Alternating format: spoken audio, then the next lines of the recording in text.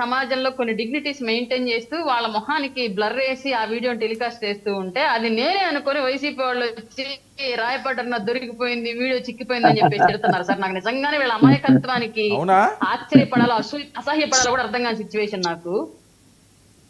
ఇక వాళ్ళు విపరీతంగా తిట్టారు అంతేలేమ్మా, సార్. ఇక మనం ఏం ట్యాగ్ చేసి చేస్తాం. నీ లీలలు బయటపడ్డ ఇదిగో తిడుతుంటే నాకు నవ్వు వచ్చింది. వీడియో మీ పార్టీ ఆవిడ ఒక పక్క వీడియో న్యూస్ ఛానల్ గగ్గోలు పెడుతుంటే మీరు మళ్ళీ అలా నన్ను అంటే ఎంత చేయకపోతే దారుణం, ఎంత వైసీపీ ఎలా అమాయకంగా ఉంటుంది? ఉన్నారు.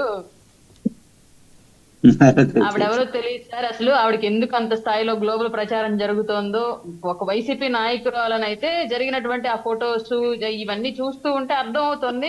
మేబీ అక్కడ ఆవిడకి ఏమైనా సభ్యత్వం గట్రా పార్టీలో ఉంది లేదని మనకు తెలియదు. ఏదో దిశ యాక్ట్ అదే ద్వారా మెంబర్షిప్ లేదు ఆ కొంత పార్టీకి. పబ్లిక్ సర్వీస్ చేస్తూ బయటకు వచ్చిందని చెప్పేసి తెలిసిన విషయము. కానీ ఏమండి ఈవిడ అరవింద్ గారు, ఫ్యాంటసీ ఏంటో నాకు ఆ అర్థం కాలేదు. పార్టీకి మెంబర్షిప్ లేదు, మెంబర్షిప్ లేదు ఆ తెలియదు సార్. పార్టీ. సరే సరే, ఒక నిమిషం అది వాళ్ళ పార్టీ వైసీపీ వాళ్ళు చెప్పాల్సిన విషయం సార్. మనకు కూడా తెలియదు. మీరు ఆవిడకి మెంబర్షిప్ వాళ్ళకి అంటుంటే ఉన్నటువంటి ఎంతో చెప్తున్నా. ఒక్క నిమిషం అండి రఫీ గారు, జైల్లో మీరు మాట్లాడితే అర్థం ఉన్నటువంటి కావట్లేదు. హత్య కేసులో శిక్ష పడ్డటువంటి ఖైదీని బయటకు తీసుకొచ్చి పెళ్లి చేసుకోవాలి అన్నటువంటి ఈ ఫ్యాంటసీ ఏంటి అంటే ఎటువైపు మనం ఆలోచిస్తున్నాము అన్నది కూడా మనకు తెలియనటువంటి సిచ్యువేషన్. ఆవిడ ఆలోచనలు ఎటువైపు వెళ్ళినాయి, ఇంత జాలి గుణం ఉన్నటువంటి వ్యక్తికి వైసీపీ టికెట్ ఎందుకు ఇవ్వలేదో, మరి ఖైదీలను కూడా బయటికి తీసుకొచ్చి పెళ్లి చేసుకునే జాలి గుణము.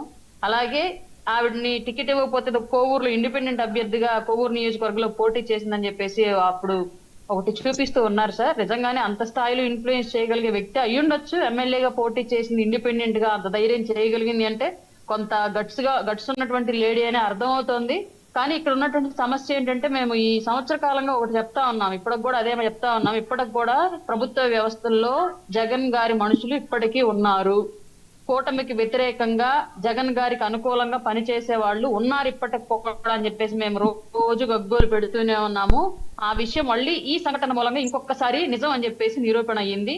ఇద్దరు ఎస్పీలు రిజెక్ట్ చేసినటువంటి పెరోల్ పిటిషన్ ని సచివాలయంలోకి వెళ్లి ప్రిన్సిపల్ సెక్రటరీ గారి ద్వారా అప్రూవల్ చేయించుకోగలిగారు అంటే ఆవిడకి ఒకటి చట్టంలో ఉన్నటువంటి లొసుగులు తెలిసి ఉండాలి, రెండు వ్యవస్థల్లో ఉన్నటువంటి లొసుగులు తెలిసి ఉండాలి. ఈ రెండింటిని పర్ఫెక్ట్ గా వాడుకోగలిగేటువంటి రాజకీయ మైండ్ సెట్ ఉన్నటువంటి మహిళ ఆవిడ అయ్యి ఉండాలి 100%. ఎస్పీలే కాదు, అందుకే అంత పర్ఫెక్ట్ గా కాదు, ఇద్దరు ఎస్పీలే కాదు, హోంశాఖ కూడా రిజెక్ట్ చేసిందట అది. అవునండి, అదే అంటోంది. ఆవిడ ఏ స్థాయిలో లాబింగ్ ఉపయోగించగలిగి ఉంటే అంతర్గతంగా ఇద్దరు ఎస్పీలు హోంశాఖ రిజెక్ట్ చేసినటువంటి ఒక పెరోల్ పిటిషన్ ఆవిడ అప్రూవల్ చేయించుకొని ఆ వ్యక్తిని బయటకు తీసుకొచ్చుకోగలిగిందంటే it's not an easy matter.